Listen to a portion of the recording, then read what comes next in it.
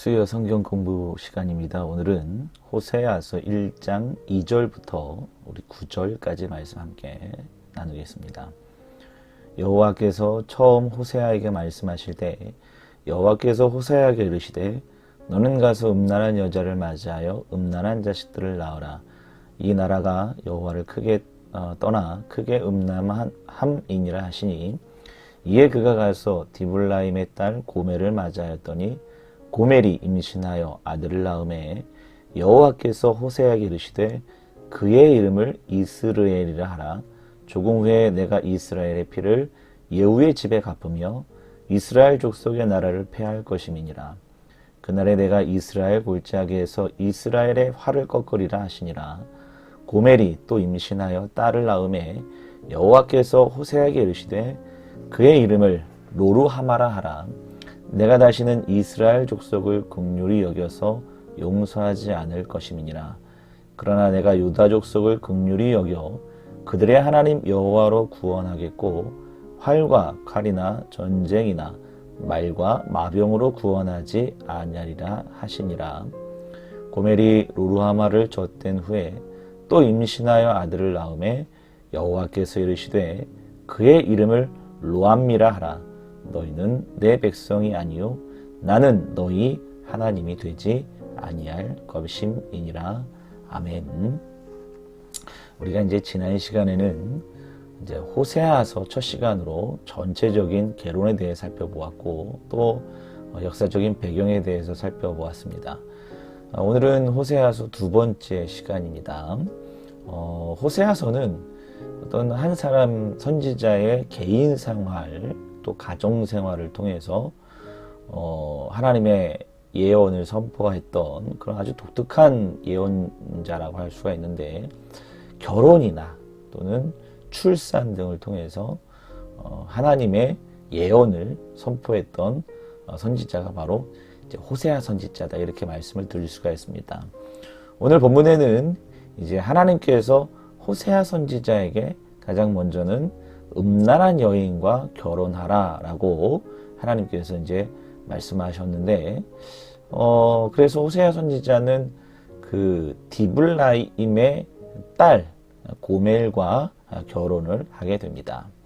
우리가 이제 지난 시간에도 살펴보았지만 고멜은 우리가 흔히 아는 그런 어떤 현재 시대에 몸을 파는 여성이라고 생각하시면 안 되고 그 당시에 바알 신전에서 어떤 종교적인 목적으로 음란한 성생활을 했던 그런 여인이다. 신전 창녀였다. 이렇게 지난 시간에 말씀을 드렸거든요. 그래서 그 여인과 결혼하라는 그 하나님의 명령은 어떻게 보면 이스라엘 백성들이 하나님 이외에 바알 신을 숭배하고 또 그 신에게 제사하는 우상을 섬기는 일들을 서슴없이 행하였기 때문에 이를 알리기 위해서 호세아 선지자에게 이제 음란한 여인이었던 고멜과 결혼해라 이렇게 하나님께서 명령하시는 것을 볼 수가 있습니다. 여기서 이제 우리가 아주 일반적인 질문을 하나 던질 수가 있죠. 하나님께서 아무리 이제 선지자를 통해서 하나님의 말씀을 전하려고 한다 할지라도 호세아 선지자에게 너무 가혹한 것 아닌가 이런 일반적인 좀 질문을 던질 수가 있죠. 그런데 사실 하나님의 부름을 받은 뭐 그 선지자가 됐든 어떤 종교 어떤 활동을 하는 어떤 뭐 지금으로 말하면 목사가 됐든 하나님께 부름 받은 사람들은 사실 가혹한 현실을 맞이하는 게 사실 당연시 됐죠. 그래서 하나님께 부름받은 사람들은 현실에서 때로는 어려움을 당해야 되고 또는 고난을 당해야 되는 것들을 감수해야 한다는 일들이 사실 하나님께 부름받은 사람들의 이제 소명이라고 할 수가 있습니다. 어떤 우리가 오늘날 보면 그 종교가 타락했는지 안 했는지를 판가름하는 시금석 중에 가장 중요한 것 하나는 뭐냐면 그 종교의 종교인들의 숫자가 많은가 적은가로 판단할 수가 있습니다. 종교인이 많다는 것은 그만큼 사람들이 그 종교에 대해서 이제 선호한다는 거잖아요. 종교인이 된다는 것을 선호한다는 것인데, 선호하는 이유는 종교인이 되면 많은 것을 누릴 수 있기 때문에 그 종교인을 선호하는 거예요. 지금이야 이제 신학교들이 막 문을 닫고 그런다고 해요. 코로나 이후에 사람들이 종교인에 대한 인식이 좋지 않기 때문에 신학교들이 많이 문을 닫는다고 하는데, 사실 몇 년 전까지만 해도 굉장히 목사들이 많았죠. 저도 비록 목사지만 목사들이 굉장히 많았죠. 사람들이, 교회를 다니는 사람들이 목사에 대한 환상이 있다는 거죠. 왜냐하면 목사가 되면 많은 것을 누릴 수 있다라는 그런 환상들이 있기 때문에. 근데 여러분, 종교가 타락하면 종교인들이 많아지는 거예요. 왜냐하면 하나님께 부름을 받았다는 것은 고난, 또 매임, 이런 것들을 어느 정도 감수해야 되거든요. 종교가 타락하면 그 고난이나 매임보다도 훨씬 더 많은 것들을 누릴 수 있기 때문에 사람들이 그 종교인이 되려고 많이 지원을 하게 된다는 것이죠. 하나님께 부름을 받았다는 것은 대고 보면 고난의 길을 어느 정도는 감수하며 살아가야 되는 게 맞습니다. 호세아 선지자뿐만 아니라 사실 많은 선지자들이 이런 고난과 매임과 어려움들을 감수하며 하나님의 말씀을 선포했다는 거 반드시 기억하셨으면 좋겠습니다. 어쨌든 음란한 여인 고멜과 결혼한 호세아에게는 2남 1녀의 자녀들이 있었습니다. 그래서 오늘 본문에는 이 3명의 자녀들의 이름이 전부 다 등장하고 그 자녀들을 소개하고 있는데, 이 자녀들의 이름을 통해서 지난번에도 말씀을 드렸지만 이스라엘 역사의 운명과 관련이 있다, 이런 말씀을 드렸습니다. 자, 첫째 아들은 이스르엘이에요. 이스르엘은 사실은 지명 이름입니다.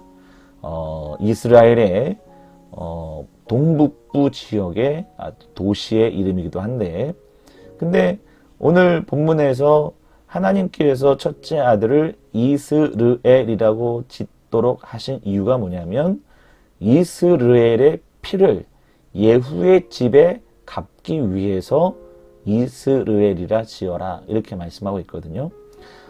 이 이스라엘이라는 지역은 이스라엘 역사에서 굉장히 많이 등장하는데 아주 유명한 사건들이 몇 개 있습니다. 그 중에서 우리가 대표적인 그 역사서에서 살펴보면 이스라엘에서 가장 악하게 평가받고 있는 아합 왕의 부인이었던 이세벨이라는 여인이 그 나봇의 포도원 기억나시죠? 그 나봇의 포도원에 나봇을 거기에서 살해했던 장소가 이스라엘입니다. 또 엘리야와 엘리사 선지자가 아합과 이세벨과 대결을 펼치는데, 그 아합과 이세벨에 대한 예언 활동을 선포했던 그 장소가 바로 이스라엘이죠. 또 그곳에서 아주 이제 오늘 본문과 연관지어서 아주 유명한 일들이 있었는데, 그 예후 왕조, 그러니까 아합 왕의 후손들, 우리가 이제 흔히 오므리 왕조라고 하거든요. 그 오므리 왕조가를 끝냈던 왕이 바로 예후 왕입니다. 예후. 예후는 원래 왕이 아니었는데 예후가 피해 혁명을 일으키죠. 타락했던 이스라엘 종교, 이스라엘 나라를 다시 뒤엎고 새로운 왕조가를 시작했던 왕이 바로 예후라는 왕인데, 그 예후라는 왕이 혁명을 일으킬 때에 피비린내 나는 살해를 하는데, 아합의, 그러니까 오므리 왕조의 후손들을 모조리 다 살해하는데, 그 살해했던 장소가 바로 이스라엘 평야예요. 그러니까 이제 오늘 호세아 선지자는 아이러니컬하게도 이 예후 왕조는 그 열왕기상에서는 북이스라엘 왕들 중에서 유일하게 칭찬받는 왕 중에 하나거든요. 신앙적으로 칭찬받는 왕인데, 아이러니컬하게도 호세아 선지자는 이 예후가 흘렸던 그 피 때문에 이스라엘은 이제 멸망당할 것이다 라고 이제 선포하고 있는 것을 볼 수가 있죠. 자, 둘째는 딸입니다. 딸. 둘째는 딸인데 이름을 로루하마라고 지으라고 말씀하셔요. 그 뜻은 은총을 받지 못한 자란 의미를 갖고 있어요. 그래서 이스라엘 백성이 더 이상 하나님의 긍휼을 받지 못하고 더 이상 용서를 받지 못할 것임을 암시하고 있는 딸의 이름 로루하마, 기억하셨으면 좋겠습니다. 세 번째는 아들인데 그 아들의 이름을 로암미라고 지으라고 하시죠. 로암미는 나의 백성이 아니다라는 의미를 지니고 있습니다. 이제 이스라엘 백성이 더 이상 하나님의 백성이 아님을 암시하는 것으로서 더 이상 이제 돌이킬 수 없는 하나님의 심판이 예고되었음을 이제 이 로암미라는 마지막 셋째 아들의 이름을 통해서 우리에게 알려주고 있다는 것이죠. 오늘 본문을 보면 하나님의 심판 메시지밖에 이제 존재하지가 않아요. 이스라엘 백성들이 물론 죄를 졌지만 그러나 너무 가혹한 하나님의 심판이 예고되는 그 호세아 선지자의 말씀을 통해서 우리가 알 수 있는 것이 무엇일까?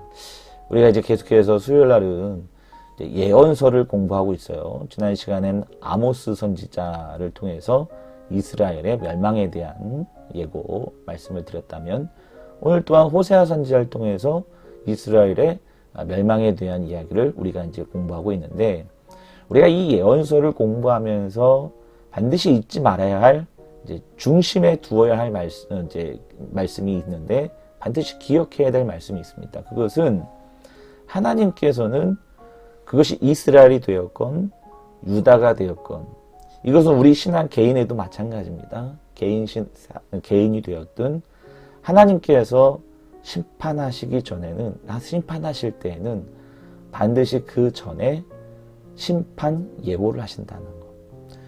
그리고 호세아 선지자가 하나님께서 더 이상 심판을 이제 유보하지 않을 것이다. 이스라엘 백성들을 버렸다라고 예고하고 있지만 그러나 하나님께서 호세아 선지자를 이스라엘에 보냈던 이유를 우리는 기억해야 합니다.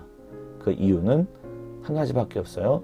하나님께서는 하루속히 이스라엘 백성들이 하나님을 떠났던 길에서 돌이키고 우상 숭배에 빠졌던 그들의 마음을 돌이켜서 다시 하나님께로 돌아오게 하는 것. 그것이 선지자를 보내서 예언 활동을 하시게 하시는 하나님의 목적임을 반드시 기억하셨으면 좋겠습니다. 이것은 개인 신앙 생활에도 마찬가지입니다. 하나님께서는 개인에게도 벌을 내리실 때 하나님 그냥 벌을 내리시진 않습니다. 우리에게 반드시 예고하시고 우리의 잘못들을 벌하실 텐데 영적으로 예민한 사람이 누군가 기억해 보시면 바로 그때 우리의 잘못을 깨닫고 돌이켜서 바로 하나님께로 돌아오는 사람이 바로 영적으로 예민한 사람이 아닐까 저는 그렇게 생각합니다. 하나님의 심판은 반드시 유보될 수 있습니다. 그 조건은 우리가 돌이켜서 하나님께로 돌아갈 때임을 반드시 기억하시고 오늘 본문을 통해서 하나님께서 호세아 선지자를 만일 우리에게로 보내셨다고 한다면 돌이켜서 하나님께로 돌아갈 수 있는 믿음의 종들이 되시길 주님의 이름으로 축복합니다. 우리 함께 기도하겠습니다. 하나님 아버지, 영적인 아둔함 때문에 하나님의 경고에도 고집 부리지 않고 잘못에 대한 예민함으로 그때 빨리 하나님께로 돌이킬 수 있는 저희들이 되게 하여 주옵소서. 아집과 고집을 버리고 굳어진 우리의 양심을 성령께서 부드럽게 해주시사 하나님의 길로 다시 돌아갈 수 있는 저희들의 삶이 될 수 있도록 인도하여 주옵소서. 예수님의 거룩하신 이름으로 간절히 기도하옵나이다. 아멘.